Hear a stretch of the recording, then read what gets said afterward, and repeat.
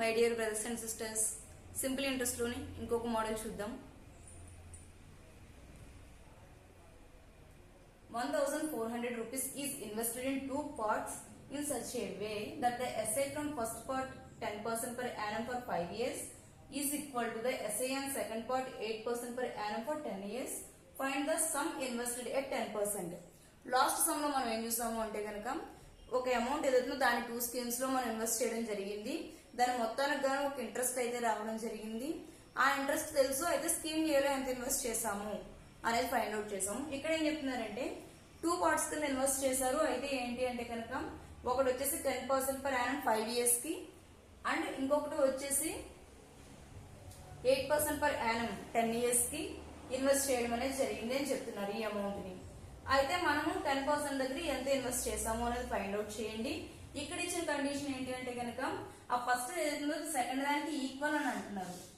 Okay, that SI simple interest అనేది first దానిలో ఏదైతే ఉందో అది సెకండ్ దానికి ఇన్వెస్ట్ చేసిన దానికి ఈక్వల్ గా వచ్చింది అని చెప్పేసి అంటున్నారు. So first of all amount ఎంత అంటే కనుక 1,0400 రూపీస్. ఓకే, సింపుల్ ఇంట్రెస్ట్ మనకు తెలియదు కదా. సో ఫస్ట్ దానికి సెకండ్ దానికి ఇన్వెస్ట్ చేసిన వాడిని P1 అని అనుకోండి, ఇంకొకటి P2 అని అనుకోండి, మనకు తెలియదు కాబట్టి. సో P1 లో ఇన్వెస్ట్ చేసింది ఎంత అంటే కనుక P1 into 10% per annum and 5% per annum.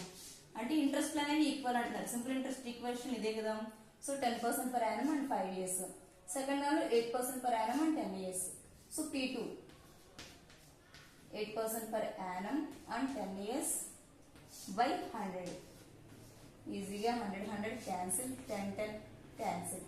So ఇక్కడ P1 బై ఇటు వస్తే బై అవుతుంది. So P2 8/5. So P1 P2 values మనకు తెలుసు కంప్లీట్ గా 1,400 రూపీస్ అనేది అని చెప్పారు. సో 13 అనేది 1,400 లో ఎన్ని సరిపోతుందో చూడండి. 13 1,400 లో ఐ థింక్ 8 టైమ్స్.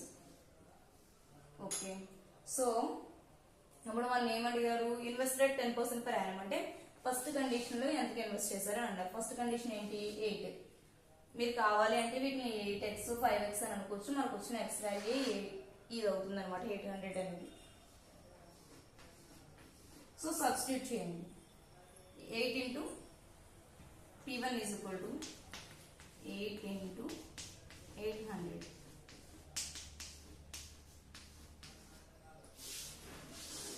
ఇది వచ్చేసి మనకు కావాల్సిన ఆన్సర్ P1 వాల్యూ.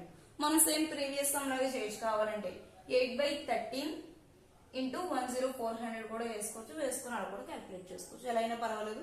క్యాలిక్యులేషన్ ఈజీగా కావాలి అంటే ఇలా చేసుకుని డైరెక్ట్గా 8 8 64 వేసుకుంటే సరిపోతుంది సమ్లో. Okay, thank you so much.